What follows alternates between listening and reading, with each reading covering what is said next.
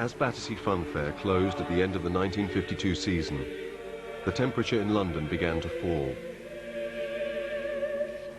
The weather at that time was usually colder in the winter, and in the Thames Valley, it flowed down the sides of the valley, the cold air, when the ground got cold at night. The cold air converged on the Thames. Towards the end of November, weather stations began to track a mass of warm air moving from the Gulf Stream towards the city.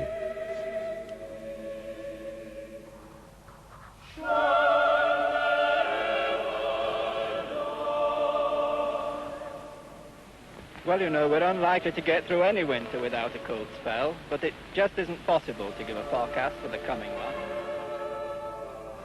I was a professional meteorologist in the university at that time, so I always kept an eye on the weather system. And I thought, well, this is going to be a bad pea super. And if it stayed for more than a day or two, there would be a great accumulation of smoke. On Friday, December the 5th, the mass of warm air came to a standstill, creating a lid directly over the city. In the colder streets below, a light mist became thick with coal smoke trapped in the stagnant air.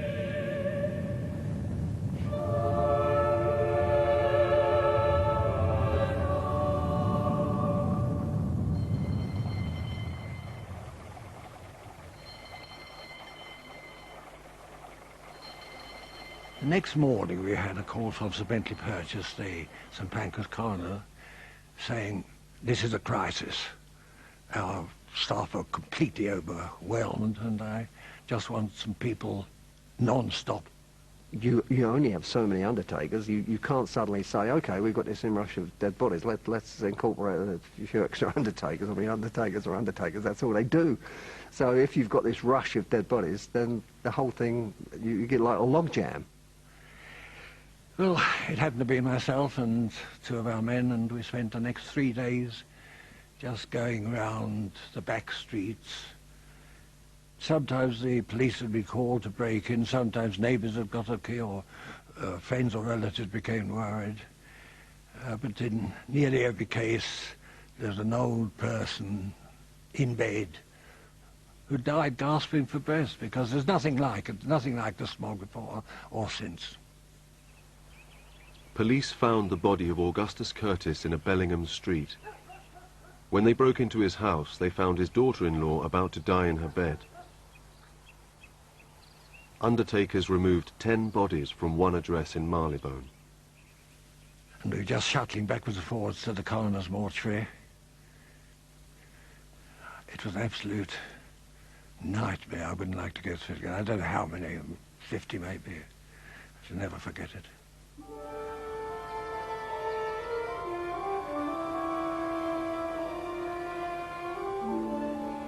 Because there were so many people died, you couldn't get the plots dug and bookings, and I suppose people nowadays wouldn't realise that, but you just, there was just nowhere to bury them.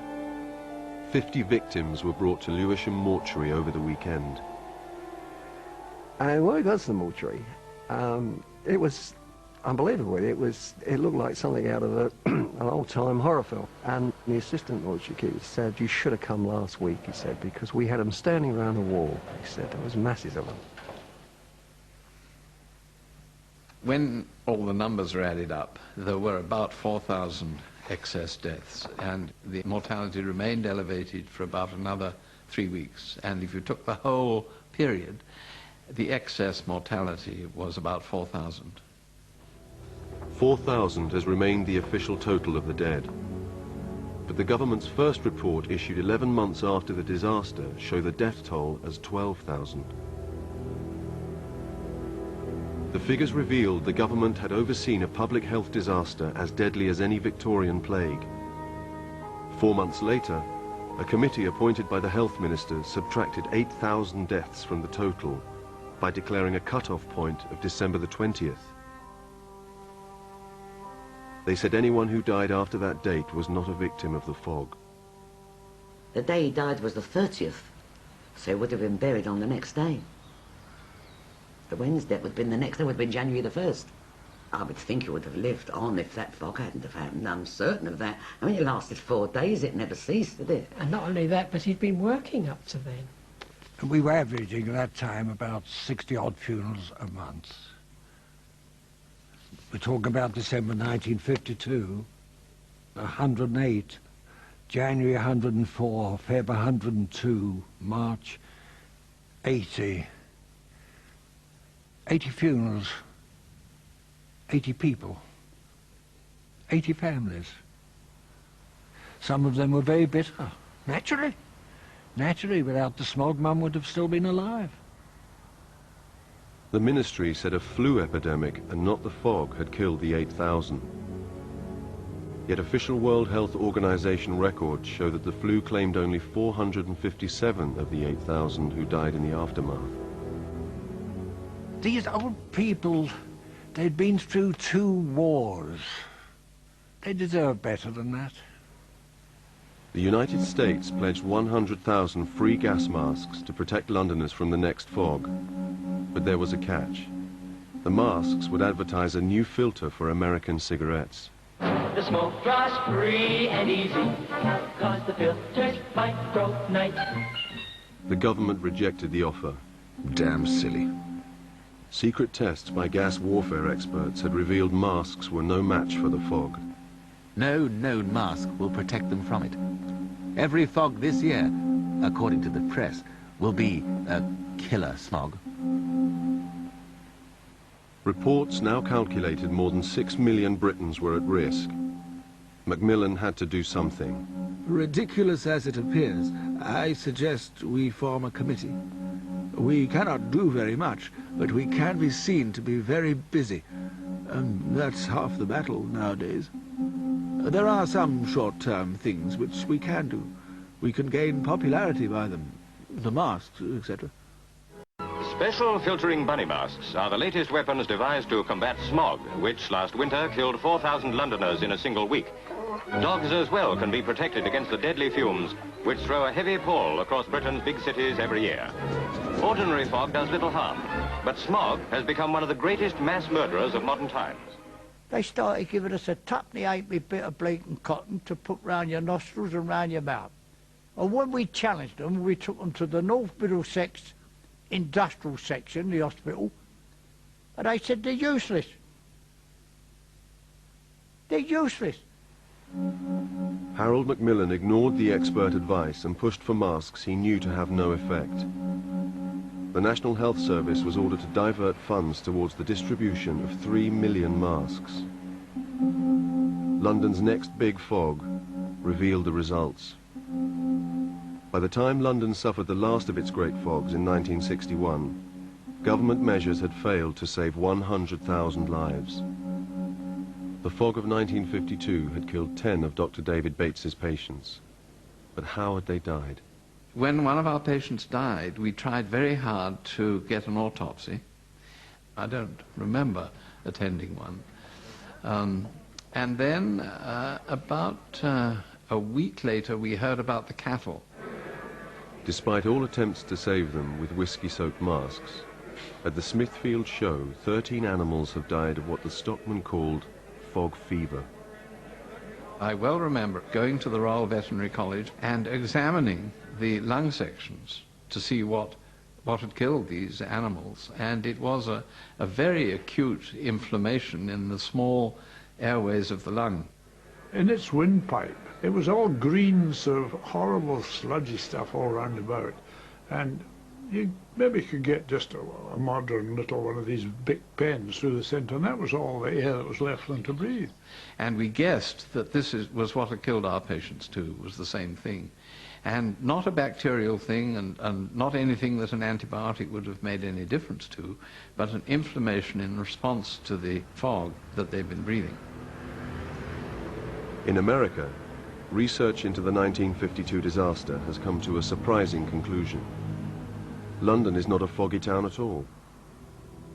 Well, I usually ask the students in my class if they remember these Sherlock Holmes movies or movies about Jack the Ripper, where there's this swirling fog going through these alleyways in the East End, and they all remember that there was a killer working in that fog swirling around in the street.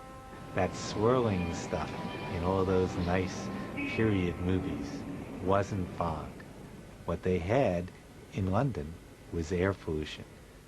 This air pollution begins with natural fog, which forms when water condenses into mist in the cold air.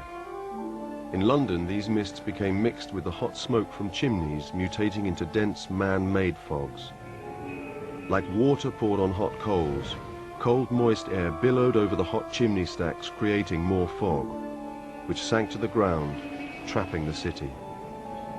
There were 3 great air pollution disasters in the 20th century, and all of them occurred when there was a low-level temperature inversion that locked all of the pollution into a valley where people lived and where there was a great deal of coal combustion generating air pollution that then got squeezed into a small place and the levels skyrocketed.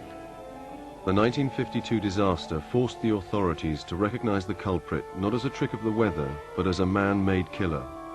The mix of smoke and fog, smog, was pursued with new laws. I think after the London fog, the government of England introduced the Clean Air Act to get rid of the open burning of coal and to clean up the air in London. Unfortunately, at the same time, traffic has increased a great deal, and an awful lot of the traffic in London is diesel buses, diesel taxis, diesel cars. At that time, we did a calculation of what the effect was of different kinds of pollution source. And one of them was houses, and then there were big chimneys and small chimneys and trains. And trains and road traffic were recognized as the next on the list. The houses were the worst, the traffic, which was obviously going to increase enormously.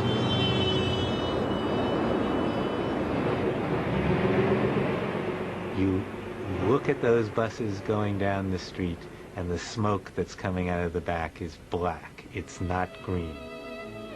It was one day, not long ago, London had to say goodbye to her last tram. Sometime, someday, it had to come. And some people were glad to see the back of them. And some of us were sorry they were going.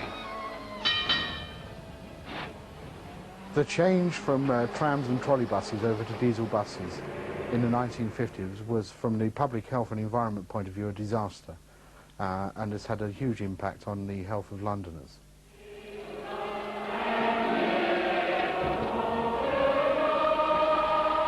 And so, in the name of Londoners and London transport, I say, goodbye, old tram.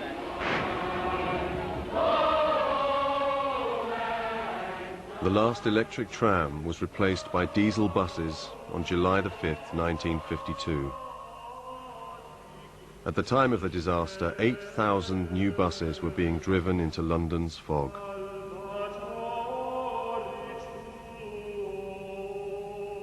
I never forgot it. Those people didn't die in vain because it was part of the process of starting getting rid of open coal burning, understanding how to heat a city without this problem. And so I think historically an important marker, and therefore I think quite apart from remembering people who died, it's very well worth reminding ourselves that it was the catastrophe that marked a turning point.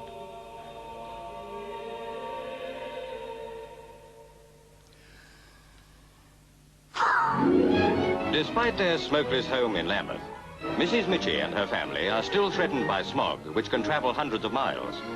Flats like theirs are the first step towards its banishment. Though little Paul Mitchie sets Father Christmas a new problem.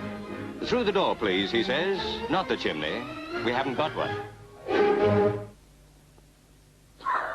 Okay. All right. Having followed doctors' advice to leave the city and so escape the 1952 disaster, John Bilton and his wife Queenie now believed government action had made it safe to retire back home to London.